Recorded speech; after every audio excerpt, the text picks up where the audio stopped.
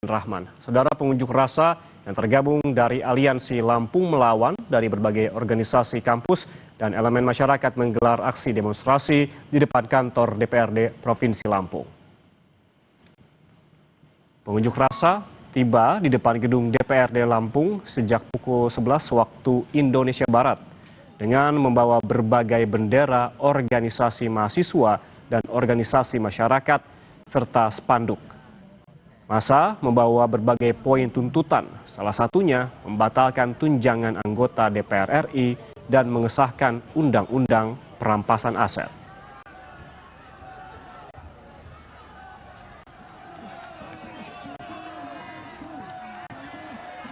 Sementara itu, saudara, masyarakat yang tergabung dalam Aliansi Rakyat Kalsel Melawan mendatangi kantor DPRD Provinsi Kalimantan Selatan pada Senin siang.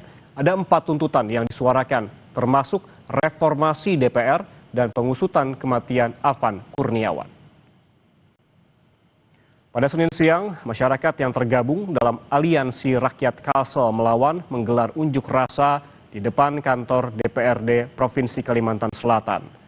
Melibatkan mahasiswa, pengemudi ojek daring, buruh, dan juga masyarakat umum. Masa aksi menyampaikan 4 tuntutan utama, yakni reformasi DPR, mengecam tindakan represif aparat terhadap masyarakat, dan menuntut Kapolri Jenderal Polisi Listio Sigit Prabowo untuk mundur atau diberhentikan dari jabatannya.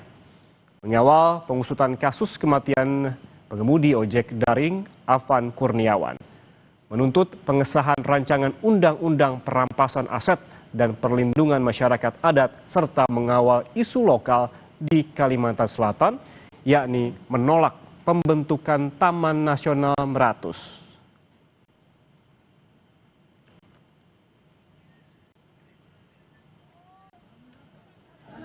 Sementara itu, saudara, massa juga berkumpul di depan kampus UGM Yogyakarta yang menggelar demonstrasi mengecam insiden yang menimpa pengemudi ojek daring Afan Kurniawan serta menolak berbagai kebijakan pemerintah yang dinilai menyengsarakan rakyat.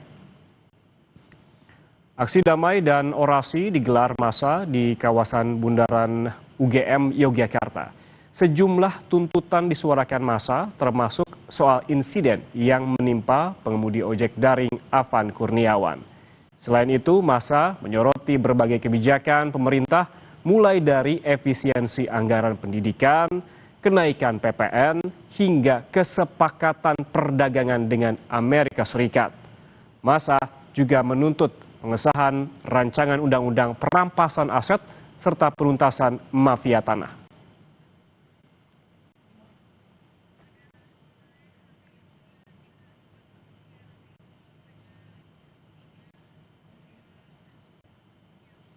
Dan saudara, jelang unjuk rasa di depan gedung DPRD Daerah Istimewa Yogyakarta, kawasan Jalan Malioboro terpantau sepi kendaraan.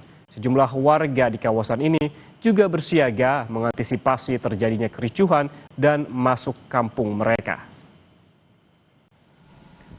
Jalan Malioboro Yogyakarta terpantau lengang pada Senin pagi pada jelang aksi unjuk rasa di depan gedung DPRD Daerah Istimewa Yogyakarta. Ratusan personel TNI terlihat disiagakan di sepanjang kawasan ini. Sementara warga yang tinggal di sekitar Jalan Malioboro juga terlihat berjaga-jaga di depan gang kampung mereka. Hal ini dilakukan, saudara, untuk mengantisipasi pendemo masuk ke kampung warga. Selain mengamankan kampung, warga juga menyiapkan air mineral bagi massa yang turut serta dalam aksi kali ini.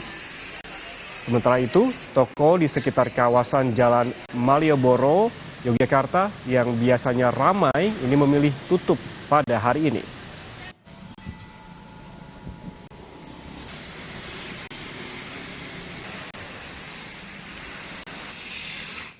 Ya, kita berjaga-jaga supaya pendemo tidak masuk ke dalam kampung. Kita juga nanti memberi sedikit minuman untuk para pendemo. Kalau yang dilibatkan warga ada saran pendapat? Kita yang kampung jaga warga, yang anggota KTB, yang pemuda-pemuda kita siapkan. Saudara, hingga siang ini 9 titik di kota Yogyakarta, mulai dari DPRD Daerah Istimewa Yogyakarta, Tugu, Pemda, UIN, hingga Polresta terpantau aman. Wali Kota Yogyakarta dan Ketua DPRD Provinsi DIY minta massa yang berunjuk rasa tetap damai dan tidak anarkistis. Massa juga diminta untuk turut menjaga aset-aset milik pemerintah dan tidak terprovokasi pihak luar. Kita tidak melarang orang demo, ya, tetapi jagalah aset ini sama-sama kita, apalagi warga Jogja. Ya. Bagi yang bukan warga Jogja, mestinya semua warga Jogja mencoba untuk mempertahankan diri. Jangan larut dengan provokasi dari luar, bahwa kami adalah wakil rakyat. Ya. Sehingga hak rakyat untuk menyampaikan aspirasi pada kami, pasti kami terima. Masa dalam sudah memberikan himbauan untuk kita ini ya papan lah. Dalam arti kalau kita menyampaikan aspirasi tentu juga bisa dengan cara yang santun, dengan cara yang baik. Kalau kita menyampaikan keprihatinan juga bisa dengan cara santun yang baik. Dan saudara, kita langsung pantau bersama bagaimana lokasi demo, situasinya di sana di sejumlah titik di daerah, termasuk salah satunya di Yogyakarta dan juga di Kalimantan Selatan. Kita lihat saudara bagaimana kondisinya, di mana situasi terkini di sana akan dilaporkan oleh sejumlah jurnalis Kompas TV yang sudah bersiap di Yogyakarta dan juga Banjarmasin. Sudah bersiap di depan kampus UGM Yogyakarta ada jurnalis Kompas TV Michael Aryawan. Mika, selamat siang. Tadi Anda sempat melaporkan untuk Kompas TV di mana pada siang tadi bahwa kondisi di depan UGM di mana menjadi titik lokasi demonstrasi berlangsung tertib dan juga aman meskipun ramai demonstran. Bagaimana dengan siang ini, Ika?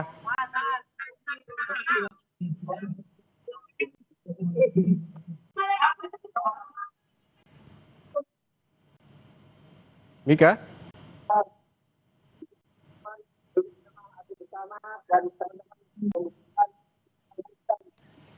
Baik. Tampaknya ada kendala audio dengan Michael di Yogyakarta, tepatnya di depan UGM, begitu menjadi titik konsentrasi atau lokasi demonstrasi alih-alih menuju ke gedung DPRD DIY. Massa saat ini terkonsentrasi di depan UGM, begitu. Kita kembali bergabung bersama Michael. Mika, selamat siang. Anda bisa mendengar suara saya?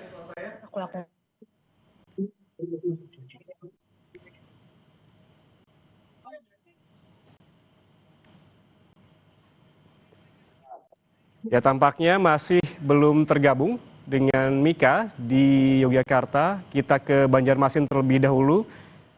Sudah ada jurnalis Kompas TV Nabila Seva di sana. Nabila, selamat siang. Bisa dijelaskan kepada kami bagaimana situasi terkini di Kalimantan Selatan?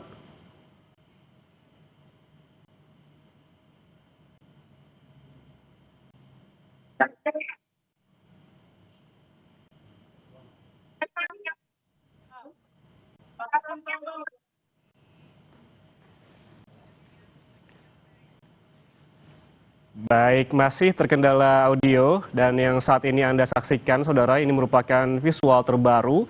Ini di Kalimantan Selatan. Nanti kita konfirmasi lagi dengan jurnalis Kompas TV Nabila Seva yang memantau langsung di sana, di mana ia titik tepatnya akan melaporkan begitu. Namun apabila saya lihat dari gambar terbaru, kondisi terkini di sana ataupun di Kalimantan Selatan masih lengang begitu. Ada beberapa orang yang berlalu lalang termasuk mahasiswa. Kalau kita melihat jadwal yang dirilis terkait dengan demonstrasi yang akan digelar hari ini termasuk di Kalimantan Selatan akan digelar jadwalnya pukul 13.00. Namun hingga saat ini ataupun hingga siang ini masih hanya beberapa yang tiba termasuk dari beberapa aliansi mahasiswa. Jika tadi yang dilaporkan oleh Mika di Yogyakarta, sejumlah aliansi mahasiswa dan juga BEM sudah berkumpul begitu untuk melakukan orasi dan juga menyampaikan sejumlah tuntutan di depan UGM. Memang sebelumnya UGM telah memberikan dukungannya terhadap aksi demonstrasi, tapi harus berjalan tertib dan tidak mengarah kepada anarkistis. Tuntutan-tuntutan yang disampaikan di beberapa titik di aksi demonstrasi kali ini memang berbeda-beda, saudara. Apabila tadi di UGM, begitu aksi massa ini menuntut salah satunya terkait dengan disahkannya rancangan undang-undang perampasan aset dan juga terkait dengan tunjangan fantastis dari DPR yang minta untuk dicabut. Kita kembali bergabung dengan Mika di Yogyakarta. Mika, bisa mendengar suara saya?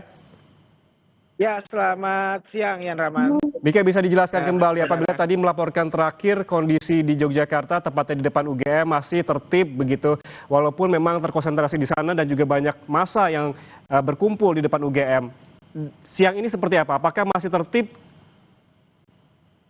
Ya,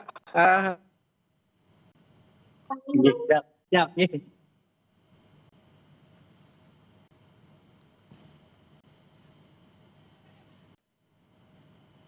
Mika?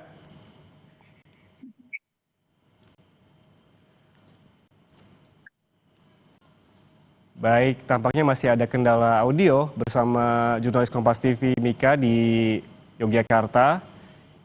Namun dari gambar terbaru yang dikirimkan yang saat ini Anda saksikan, saudara, memang mahasiswa yang melakukan aksi demonstrasi di depan UGM terkonsentrasi di sini, berbeda dengan di hari-hari sebelumnya yang berada di depan gedung DPRD DIY yang berlokasi di sekitar Malioboro. Saudara, kita kembali sapa jurnalis Kompas TV di Banjarmasin. Ada Nabila Seva. Nabila, selamat siang. Bisa mendengar suara saya, Nabila? Siang. Nabila, bisa dijelaskan titik Anda melaporkan saat ini berada di mana dan situasinya seperti apa?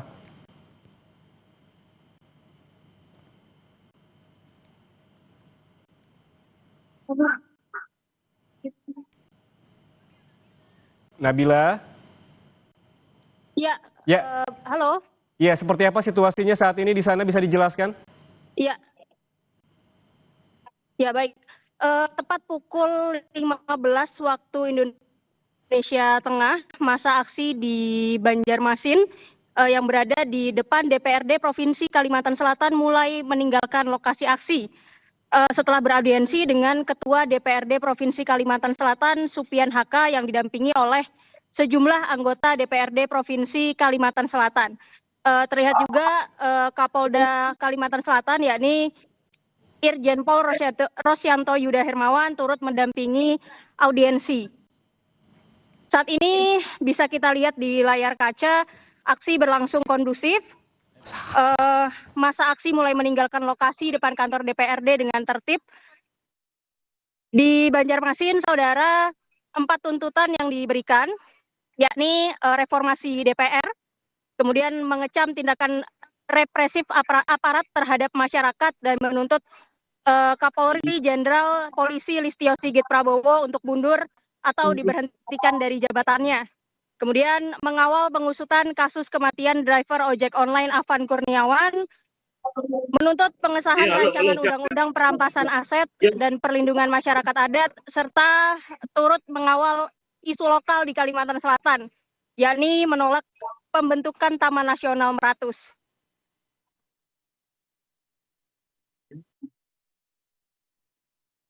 Oke, baik, terima kasih jurnalis Kompas TV Nabila Seva atas laporannya langsung dari Banjarmasin, di mana saat ini memang kondisi di depan gedung DPRD sudah bubar begitu masa aksi ataupun masa demonstrasi yang memang didominasi oleh mahasiswa di sana. Audiensi telah dilakukan sehingga mahasiswa membubarkan diri dari aksi demonstrasi yang digelar pada hari ini. Dan saudara, di studio Kompas TV saya tidak sendiri, saya sudah ditemani oleh Suhartono, mantan wartawan Istana Harian Kompas. Mas Har, selamat siang. Terima kasih sudah bersama kami di Breaking News Kompas TV. Kita melihat begitu banyak dinamikanya dari beberapa hari terakhir. kita melihat demonstrasi ini informasi dari awal tanggal 25, kemudian ada demonstrasi tanggal 28, kemudian ada aksi-aksi yang memang tidak diinginkan, yang ditenggarai, ada provokasi di sana. Kemudian Presiden Prabowo pun sudah langsung memberikan statementnya begitu semalam.